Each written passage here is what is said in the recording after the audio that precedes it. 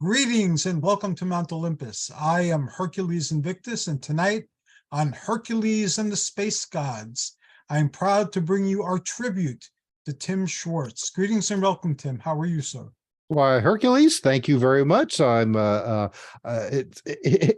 a great honor to be on this show with you and everybody else that's going to join us tonight. So again, thank you.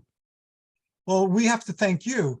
For much of your life, you've spent your time writing and collecting tales that have stimulated our minds, that have titillated our imaginations, and have made us live in a bigger and more wonderful place.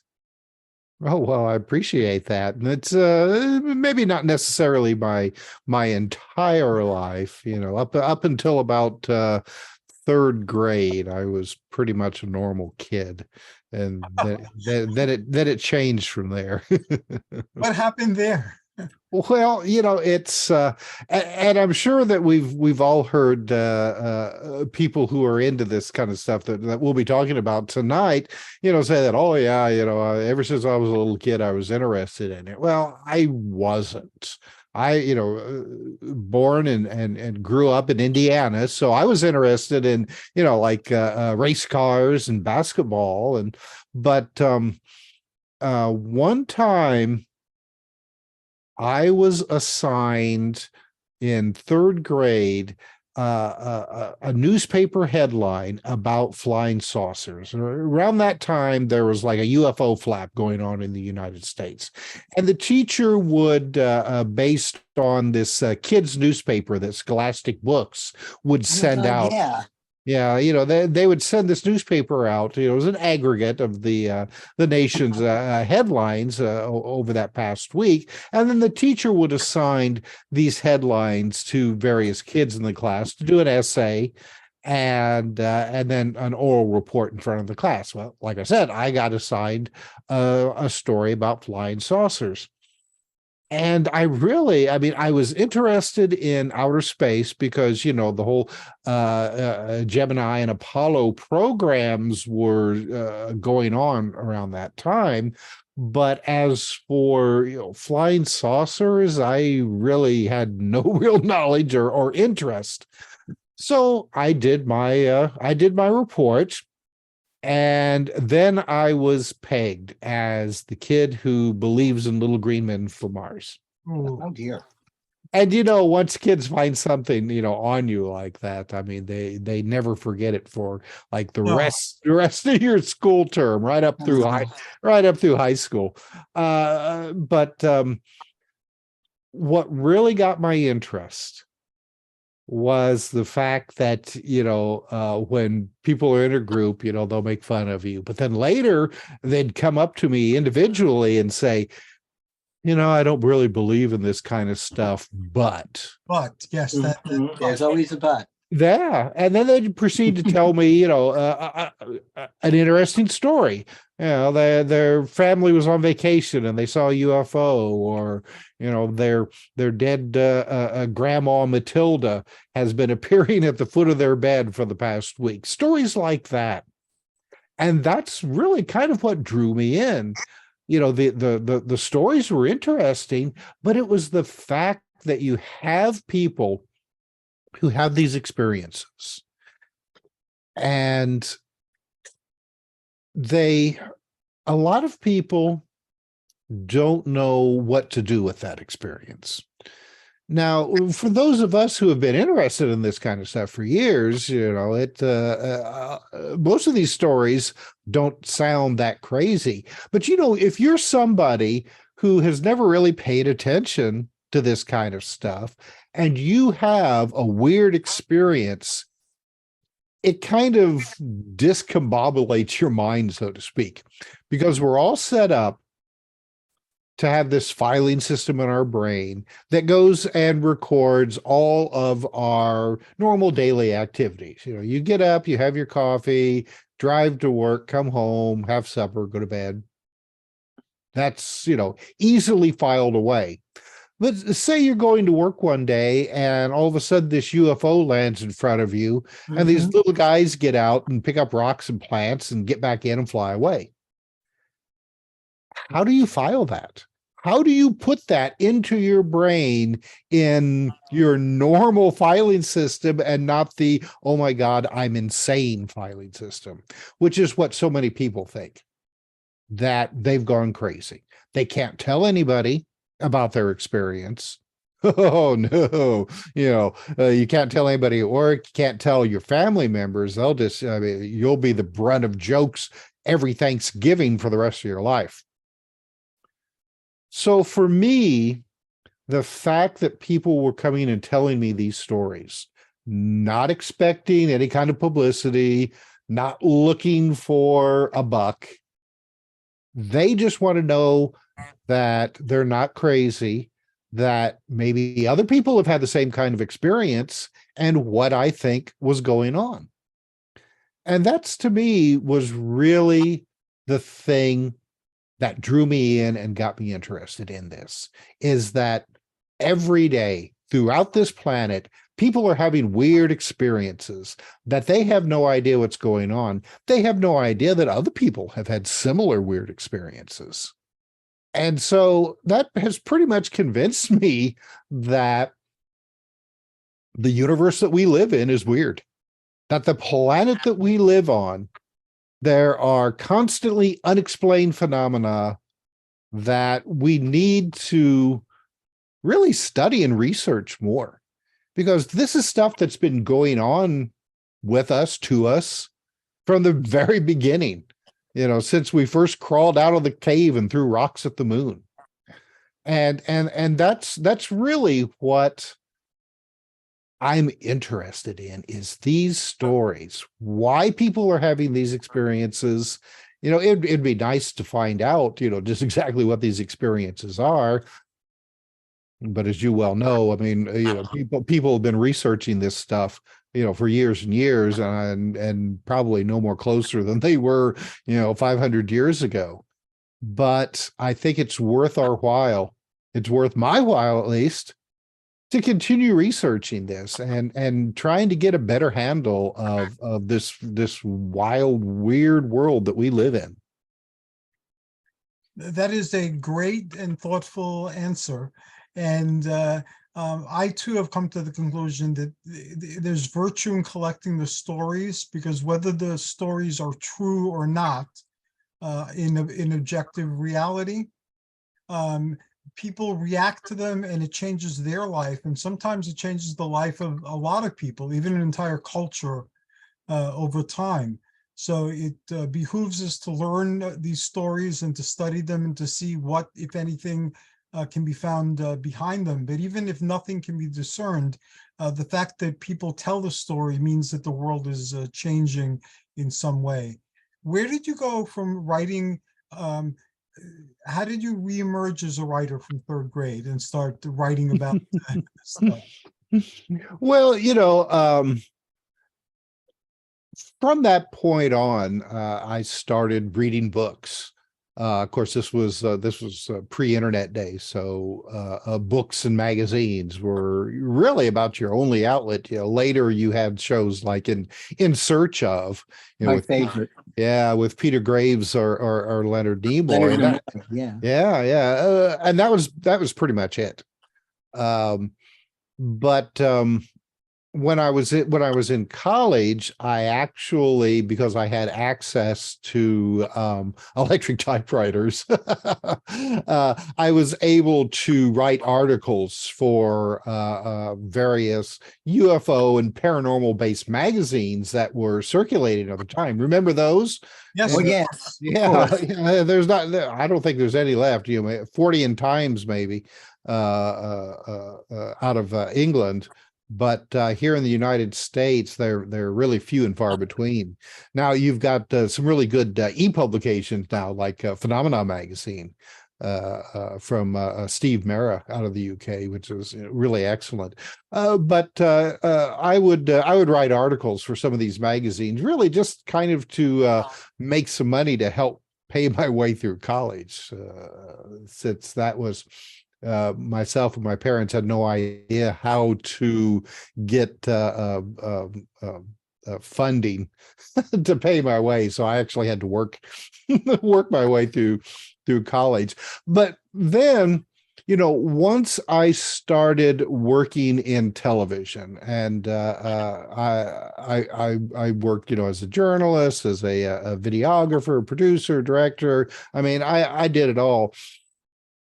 My writing for publications kind of fell to the wayside, because when you're working in television, that is really a 24-hour, 7-day-a-week type of career.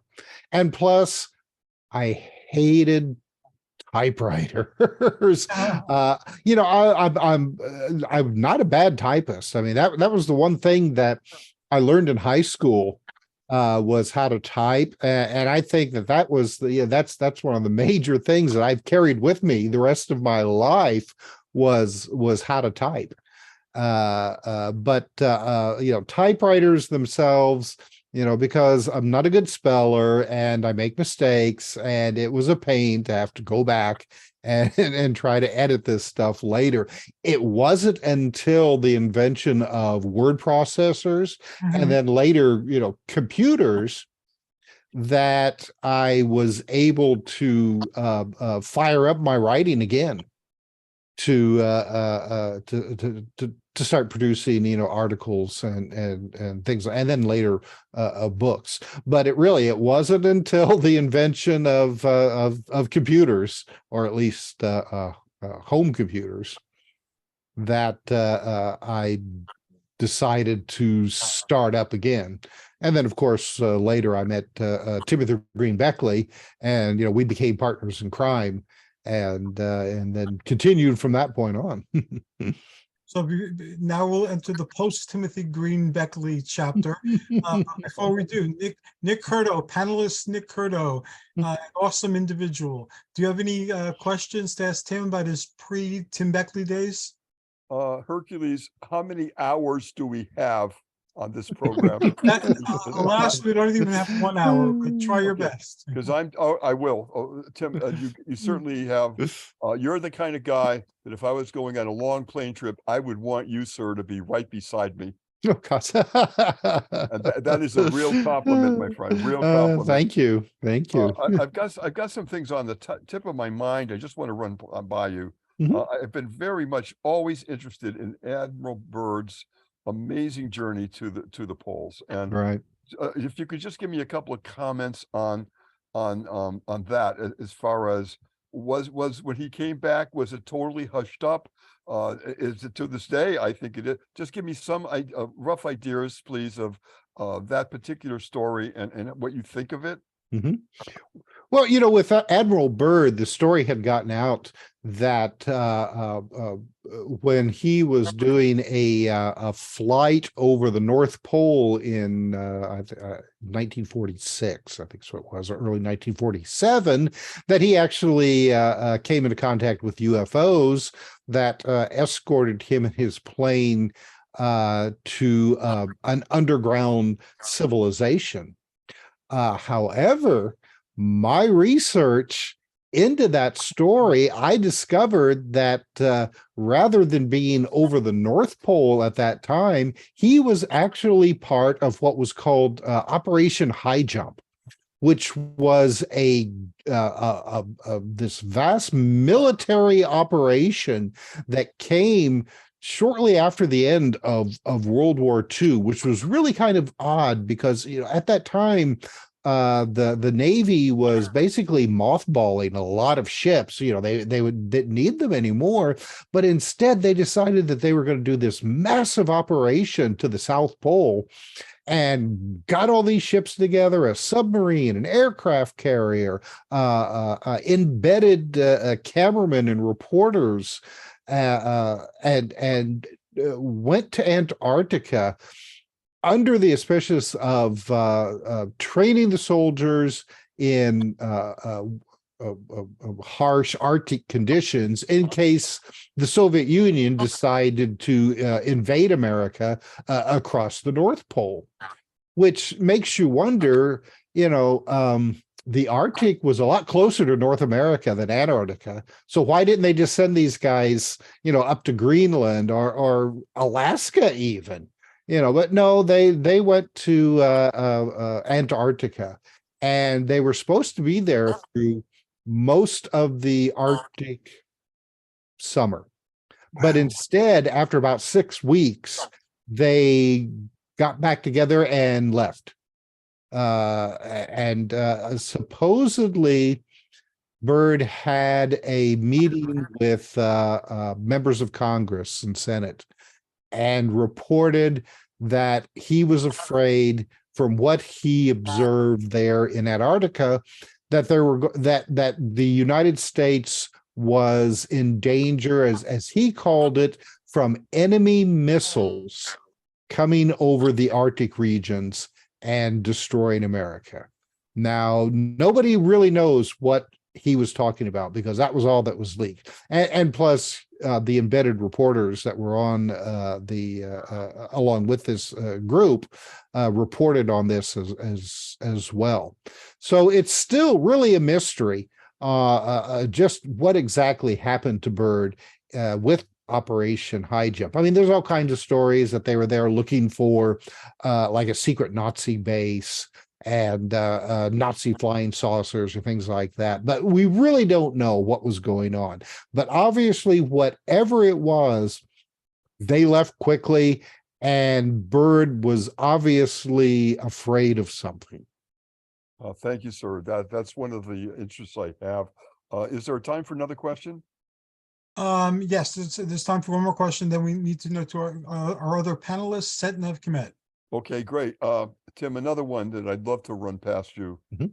Time travel, going back and going forward. My question is, if you had the means tonight to go back to a particular person or event, and also where would you want to go in the future if there's any feeling about that? Could you give me that answer?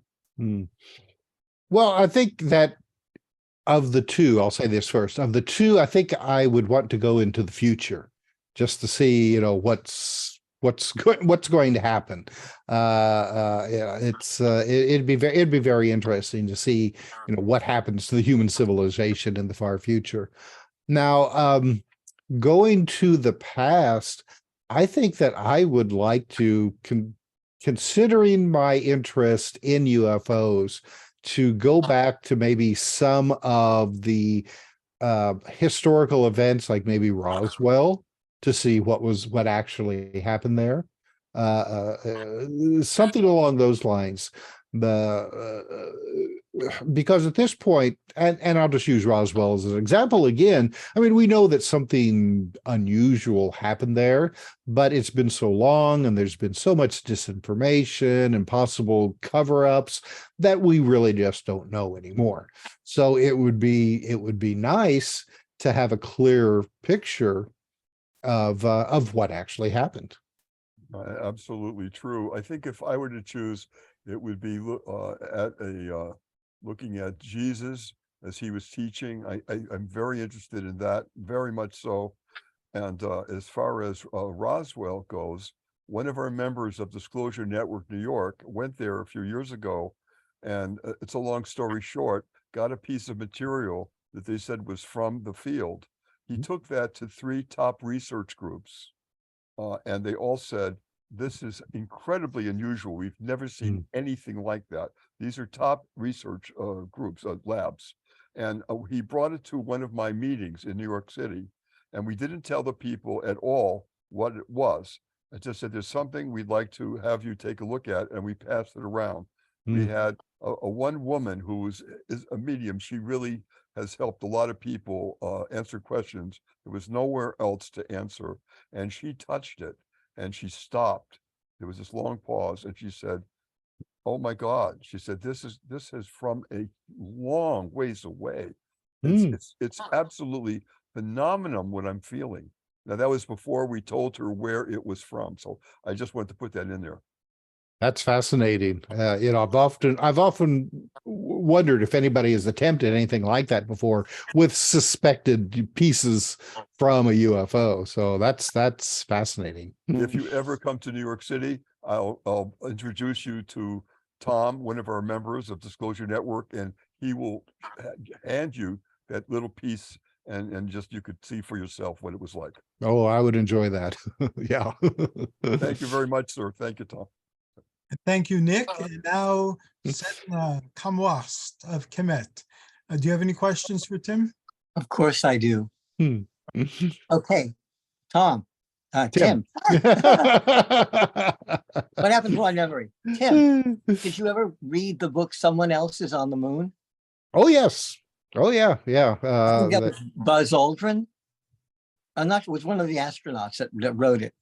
No, it wasn't Buzz Aldrin. I can't remember what the guy's It's name not was. Neil Armstrong either. No, It's one of the it others, but it was Yeah. somebody that walked on the moon. Hmm. And I know that what they were saying was that rocks or something that looked like rocks were moving up craters rather than going down.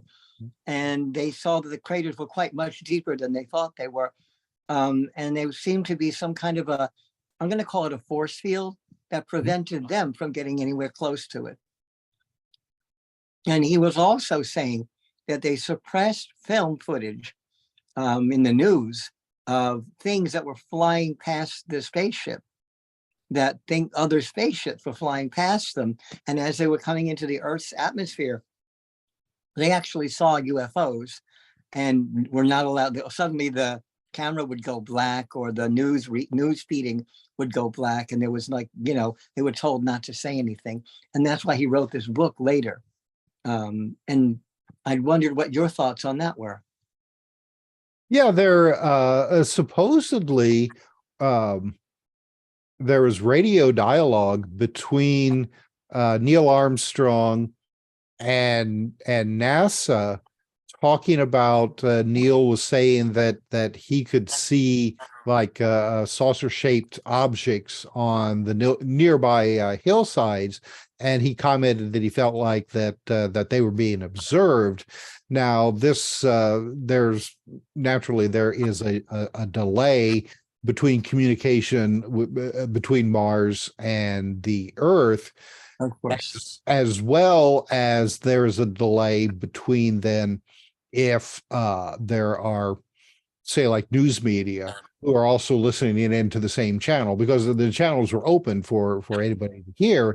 However, the radio signals would first go to, I think it was Australia, and then Australia, because they had a big radio telescope there that was able to keep a good eye on the moon for the communications, and then the signal had to be sent from Australia to the United States. Well, in between that is where they could clamp down on the communications. And so after it reached Australia, if NASA decided that they didn't want anybody else to listen to this, they would switch the signal over to private channels, which they had several private channels. One of them was supposed to be only for the recording of say like the heartbeat and respiratory of the astronauts, but it could also be used for voice communication.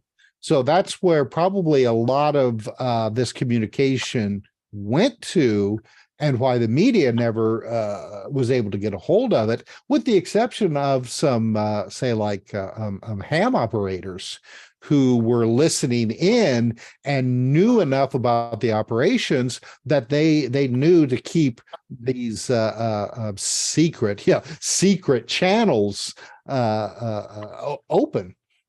But as well, there's been a long history of people on Earth being able to observe with telescopes all kinds of bizarre activities on the moon, from bright flashes of light to what appears to be dome-shaped buildings and craters, bridges, things like that. And then again, you have the far side of the moon, which never faces the Earth in sunlight. All right, so it's always remained kind of a secret on any close observations. And then you had somebody like Ingo Swann, the remote viewer who wrote an entire book about his observations of certain locations on the far side of the moon, where he said that he observed buildings, dome-shaped buildings, along with what appeared to him to be human-looking beings working on the surface of the moon. But once he got a closer look, using his remote abilities, he could tell that even though they looked human, that they weren't, that they were extraterrestrials, and that he became aware that they were aware of his presence, and then he had to withdraw, his mind very quickly. He was later told by his handlers that it was a good thing that he did withdraw so quickly, because whatever these things were, they had the ability to track back to Earth Yes. and find out who was observing them. Yes. So yeah, I mean, you've got all kinds of fascinating stories that obviously the moon is a lot more active than they're, telling us. During Okay. Greco-Roman times, there was a few books written. Now they're calling them ancient science fiction. But these books talked about the denizens of the moon being at war with the denizens of the sun. And it talked about life on other planets in ancient Rome. So the awareness of life on other planets, including our moon, goes way back. And there's so much literature lost. Who knows how early it really went back? The Tim? moon. Yeah, go ahead. I was going to say, one day we should sit down. I have been recorded very often with my own remote viewing talents, I'll say. There are things I know of that I can tell you about. I also do transmediumship with a guide whose name is Swartz, and he's able to go into past lives, and also things he says going into the past is easier, going into the future because it moves so quickly is difficult. But he's a very interesting character. I was tested at the Edgar Cayce Center in the late 70s for my remote viewing, my astral projection, and my transmediumship. And I think you'd find that interesting. The other thing is I was very good friends with the late Hans Holzer. And yeah, he was a very, very dear friend. I knew him for at least 30 years. I met him when I was at NASA Community College. And we went to the Amityville Horror, quote unquote, horror house. And we used some things. The energy there is normal energy. Those people wanted to do what they did. All I can say to them is that the DeFeo people, the guy that shot up his family, was stoned off his keister. And if he had any spirits, they were alcohol. But I wanted to ask you also, I've had experiences with an astral being. Her name is Vrel, F-V-R-L, all my life. But she came and I literally saw her in 1982. I was walking my mother's dog. They had moved to a development called Fisherman's Cove in Stuart, Florida. There was nothing there. It was a dried up swamp, and it had nothing. It was just, there was no noise. There was nothing. And the sky was literally black. And I saw what looked like a flying chandelier. It was a very strange, lights moving, twisting, very bright, glittery. And then it was gone. And this tall woman, and from what you described of the people from the moon, she had a kind of a transparent gray mask over her face. I could see her, but I couldn't see her. She had a cap on, and it was like Madonna. She had hair, kind of Barbara Eden, coming up from behind, and she was tall, and she had a gray, I'll say sparkly, or metallic-looking suit that went from her face to her feet. And I didn't speak with her, but she used telepathy. And because of my own psychic abilities, I was able to communicate with her. My dog was petrified. She hid behind me. She shook. She didn't dare bark. She was petrified of this thing. And I no sooner turned around to pick up the dog when Varel was gone. She just said to me, "We'll see each other again." But from that night on, for 2 or 3 years, there was a bright light in the sky. It's like a star, brighter than a star, that whenever I was walking was following me. And when I was a child, I was probably first 3 and then 6. I saw the chandelier object, and it was looking into my brother's window upstairs in our house in Uniondale. And when I got to live in the West Village, I looked out the window of the courtyard, and there it was again. And also when I moved to 81st and First, I saw it. And it was always just on the right side of my window, very high. I mean, just far enough where I could see it. But, it was as big as a plane, like a low flying plane. And it glittered and moved and twisted. And, you blink your eyes, it was gone. But it's been following me since I was a child. And I'm glad I got to speak to you about this because you're the expert. And I was hoping to tell you. Did you have any other communications with her besides that one event? Yes. Later in that year, I was alone. I wasn't with the dog, and I wanted to go back there. I thought maybe, maybe I was delusional. Maybe I was just scared that I imagined this thing. And in a clearing, looked like from E.T. gathering up, looked like moss or whatever she was gathering, was Rel. And 2 others, she said one's name was Fa, F-A-A, and the other one's name was T, T-I, or just T. And they were helping her gather plant material. She said, because this area will not be blank or fresh or new much longer. And she was right. Within about 3 years, they had made a development out of it. And she said it was destroying the natural order of things by building there. And she was very angry that they were going to do that. When, said, I'm sorry. Oh, she just said, you humans have to stop making the earth into a garbage pail. And she was sarcastic, but she meant it. She said, some of your writers say that you're stewards of the earth. She says, you're not doing a very good job in this wine cellar. And that was, that was the last I saw of her for 30 years now. Okay. Well, I was going to ask if you ever had the chance to ask her why she picked you to communicate with. Because when people tell me, stories similar to yours, I always want to know, why did they come to you? Well, I think she did because I do have some psychic abilities. And I'm able to, cute, funny short story, because we've got time cut. Can I do this, Hercules? Sure. Okay, real quickly. People are still coming to Tim with their stories, so I expect. Right here in good old New Jersey, there is an astrologer whose name is Joe Liccardo.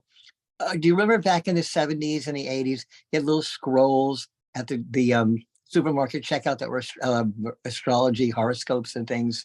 Oh, yeah. Well, Joe was the writer of all those things. Anyway, his friend Barry knew me, and I didn't know Joe from a hole in the wall. And he called me and he says, Michael, I hear you can find things. Because I'd also worked with some of the police forces in Florida as well as in Nassau County, finding things.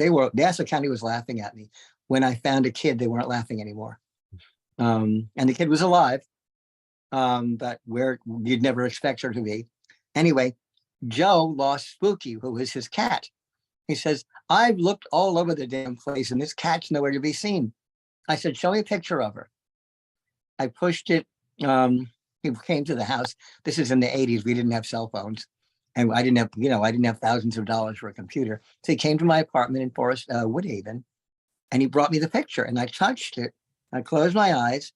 I said, she's under a Volkswagen Bug, a kind of a dull yellow, lemon-colored Volkswagen Bug, which is on top of cinder blocks. And she's 5 blocks from your house.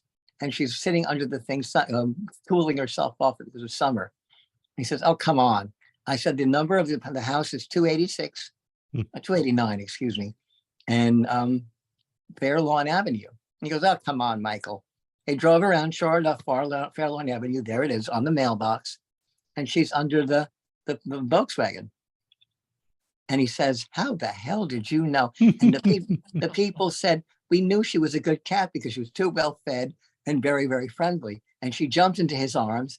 And the next time I saw Spooky was in person, and he introduced me to her. But that was kind of weird. But he had asked me other things about the past, the present, and future. And as he did that, I did get energy from other beings, shall we say. And I thought, you know something, one day I'll chronicle this. So we should talk at one time soon. Oh, definitely, definitely. Yeah. Say I love stories like that, and your communication with the with the woman. We just put out a book not too long ago called Mimics the Others Among Us. And I mean, that is a great story with these kind of communications with human looking entities that, have identified themselves under various different identities, extraterrestrials, fairies, interdimensional travelers. Maybe there's no difference, but your story is just, I mean, it falls right into the same kind of grouping of other stories that I have heard and collected before. So thank you very much for telling me that. I was all excited to talk to you about it because it's something that the non-scientific community, the non-spiritual community goes, Michael, what were you drinking? Right. Oh, No, yeah. It's real. And you can't tell, like my father would go, my father was a deist. He said, I'll believe in God when I'm there. Sure. And I'm pagan, and I know my gods and goddesses are around me all the time. So he was like, yeah, right. You're just like those Jews and the Christians and Muslims and Buddhists, and they all think that there's a God. And, well, if I see God, I'll know there's God. And I said, what do you mean you don't see him now? He's like, oh, Michael, grow up. My father was very black and white. He was very blunt. He's from Greenpoint, Brooklyn. His mother was a Polak. And my father's father, who was a wizard, by the way, was English. And they were quite a pair. She didn't speak much English. And I speak no Polish except foods. If you want kielbasa or gołąbki or halupki, then I can help you. Yeah, see there, that's the international language right there, food. Oh, don't you know? And I've got the pounds to prove it lately. Well, I appreciate you telling me those stories, because I just, like I said at the beginning of the program, I mean, I live to hear, these kinds of stories, because well, that's why I wanted to share, because I know you do. And I was excited. I said, something, I wish I'd met this guy a long, long time ago. I read probably your stories and I was a Scholastic magazine and High Life magazine nut because I was a Boy Scout. And, we all got Scholastic and High Life and Boys Life free. Yeah, well, I mean, after my incident in third grade, then a little bit later, one of the first UFO types of books that I bought for myself was a book called "Is Something Up There?" that was printed by Scholastic Books. And I may still have it somewhere. I mean, I've got a pretty good sized library at this point, much to my wife's chagrin. And it could very well still be in there somewhere. At this point, I need to move the conversation on. This will have to be a two-parter, Tim. We'll have to honor you again because we're down to our last quarter hour. So post Tim Beckley. You did a lot of investigating and a lot of writing during that time. How was that period? How was that chapter in your life? Well, I had mentioned that one of the first books that I bought for myself was called "Is Something Up There?" Well, then later when I was a teenager, I bought a book from Gray Barker's publishing house. It was called Saucerin Press. And I got a book called, gosh, what was it? Like the Shaver Mystery and the Inner Earth Conspiracy, something along those lines. And it actually was Tim Beckley's first book that he wrote when he was an older teenager, and Gray Barker published it. But I mean, it wasn't until years later that I realized that was a Timothy Green Beckley book. So I mean, even as far back as that, you know, our orbits kind of cross. But you know, I met Tim Beckley the first time after I had done an interview with J. Allen Hynek when I was working in Dayton, Ohio. And I had interviewed him and then put the story up on the CBS News feed, which at that time was a satellite service that CBS provided for all the other CBS stations around the country. And then, you know, a station, if they wanted to, they could pull these stories down and run it on their own newscast. Well, Beckley must have seen that, because he actually tracked me down, called me up, and wanted to know if I could provide him a VHS copy of that story, which I did. And you know, I mean, we communicated mostly through writing, you know, a couple times through the years, but it wasn't until a number of years later, after I had moved to Indianapolis, that Beckley started a new magazine called UFO Universe. And once again, he managed to track me down. I don't know how he did, but he found me and wanted to know if I wanted to write some articles for his publication. And that's how that's how it started with us. You know, I wrote for UFO Universe, and then later Unexplained UFO Sightings, and the other magazines that he was producing at the time.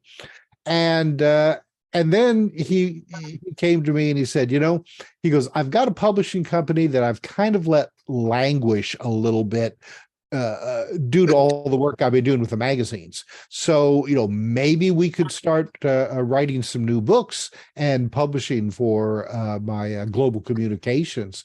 And that's how we started doing the books. Again, I mean, we got to kind of rev that up. And for, gosh, almost 20 years, we did all kinds of different books, and that was one of the reasons that I think, you know, Beckley liked having me as one of his writers, because I was interested in everything. You know, ghosts, cryptids, UFOs, of course, what have you. As long as it was weird, bizarre, and unexplained, I had an interest in it. And always had research and notes and files about these things. And so, I mean, it was, it really became no problem for me if Beckley would come to me and say, you know, I want to do a book, say, like on time travel. I'd be like, okay, I've got a whole file here on different time travel stories, and that's how we worked, and it worked well all these years. You know, unfortunately, Tim passed away a couple of years ago, but you know, the time that we worked together, I will always cherish, because he really he taught me so much about how to do really good, you know, proper investigating on this subject, how to get people to talk at times when they were reluctant to talk. And then, of course, you know, I brought in what I knew, learned over the years on journalism and how to do the proper research for these kind of stories. So, I mean, we just worked so well together that it was really a pleasure and an honor to be able to work with him all those years. And you were both very lucky to have found each other, and that enterprise flowered into many, many books and magazines and radio shows and so forth.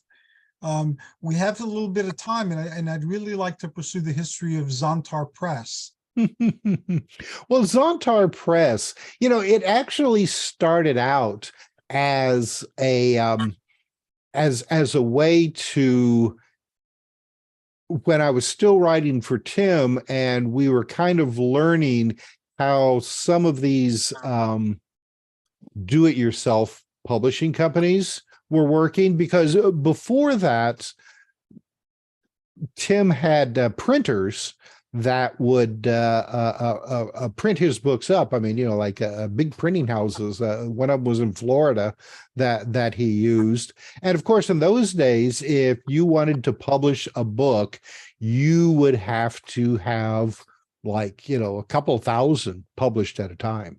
It wasn't just now with places like Amazon, with print on demand, it's a lot easier. And at that time, you had to publish a bunch, not knowing whether or not this title was going to sell or not. Fortunately, most of the books that we put together were good sellers. Some of them naturally, weren't. You can't hit a home run every time. But when we were learning how to work these new print on demand publications, I started Zontar Press basically as an experiment to see whether or not to see how it worked. So before we actually would submit some of these later books to, say, like at the time it was CreateSpace, and now it's KDP Press, I would put them together because I did, like, most of the formatting and things like that, and the cover design. I would put it up on Zontar Press, and then go, and you were able to look at it to see if, say, like the margins were right and everything was, hitting the right places. And that's really was the genesis of Zontar Press, was just as a jumping off point to see if the global communication books were formatted correctly. So then after Tim passed away, I decided that I wanted to keep the ball rolling. We had so many other great writers like yourself, Hercules, who were contributing to global communications. Yourself, Sean Castile, Scott Corrales, people like that. I wanted to keep us all together and keep us publishing books. Because just because Tim Beckley passed away, I know that he would want this stuff to continue being published, for this information to continue going out there for our readers, for to continue really to enlighten everyone on the latest developments on our favorite weird mysteries. So that's really how Zontar Press got the start. And right now we have basically two books that we have published. We published Alien Artifacts and now Mimics the Others Among Us. I have a couple of other titles, just more, again, kind of like experimentations. One of them, is like Flying Saucers and Outer Space coloring book that I published just on my own whim. And at one point I was teaching a small class with grade school kids on creative writing. And we took all of the stories that the kids wrote as the final project, and I put them all together and published them as a book under Zontar Press, and then each kid got a copy for themselves. Not anything that I would expect anybody ever on Amazon to order for themselves, but the kids got this pleasure of having their own published book, from their own writings. And so I hope to continue the process as long as I possibly can, and as long as I have excellent writers like yourself and others. And didn't you publish also a book on Jeff the Talking Mongoose? I don't remember what the book was called, but I contributed to that. Was that a Zontar Press book, or was that? No, that was still a part of Global Communication Inner Light Publications. That was one of, we're getting close to the end, unfortunately, of Tim Beckley's life. But no, that one was under still Beckley's publications. I suspect you'll be hearing from Setna because he's a very good writer and he's had a lot of different experiences that he'll be relating. So hopefully, yeah, he'll be part of that journey as well. I'm honored. I didn't know I was in the only two metaphysical books that you guys published, but I'm greatly honored to be in them. And I hope to be contributing to them throughout whatever time I have left on the planet. We're always we're always wanting to keep these books going. So I mean, right now we're kind of tossing around some ideas on our next one. Unfortunately, Tim Beckley, I don't think the guy ever slept. So I mean, he was working on 3 or 4 books at the same time. Are you related to him, Hercules? It sounds like you. Yeah, I don't sleep either, but no, unfortunately not. I heard of Tim first when I was in, he was publishing at that time hard to find occult books, like reprinting. And I knew he lived in New Brunswick, and my family was visiting family in New Brunswick. And at that stage of my life, I was with, I don't want to visit family. But when I heard it was in New Brunswick, I went, and then I went on a quest for to find Tim. I didn't find him, but according to Dory, I was within like a block and a half of where he was. Yeah. At that point, I think he was living in his apartment in Manhattan, but he was using New Brunswick, which he was born and raised there, as his post office box. Tim, you're an awesome individual, and you're an awesome guest for these type of shows. Anything that you'd like to promote? I would be honored to host an episode with whatever your latest book happens to be, and whichever one of your authors wishes to be on the podcast. I'm sorry, Hercules. I didn't mean to step over you. No, it's okay. Go ahead. No, our latest book, and it hasn't been out that long, is called Mimics: The Others Among Us. And myself and Sean Castile, yourself, Hercules, Scott Corrales, Paul Eno, and others have chapters in this book, and it deals with the phenomena of the human-looking entities that have been with us, humanity, probably since the very beginning of time, that have come to us under various guises, gods, angels, demons. Now that I think that some of them are appearing to us, claiming to be extraterrestrials. And we examine in this book all of these different stories and some possible theories on what these human-looking entities are. Do they look like us because they want to? Do they look like us because they are us? All kinds of different possibilities. Again, it's called Mimics: The Others Among Us, and it's available on Amazon.com. And aside from the fact that I contributed to it, I recommend this book phenomenally highly. It is a phenomenal introduction to the whole phenomenon on beings that look like us but may not be us.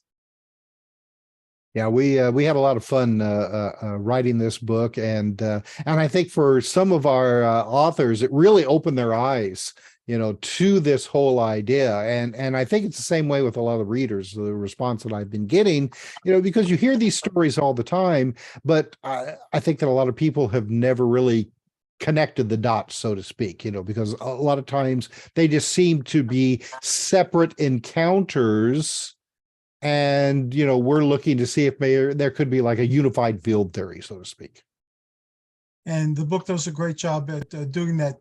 How can people find the book, read the book, and hook up with all your other publishing efforts? Well, probably the best way is, for that instant gratification is just to go to Amazon.com and just type in my name, Tim R. Swartz.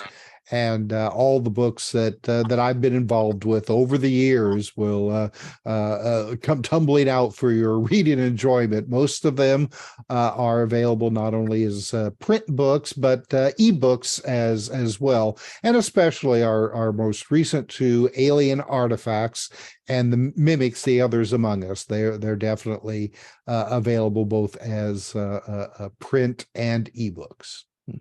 Thank you very much, sir. Panelist Nick Curto, how can people enter your world? My email direct is NICKNYNY1, and that's the numeral 1 @gmail.com. And if they want to know a question or have a comment, I'd welcome that. Disclosure Network New York now has the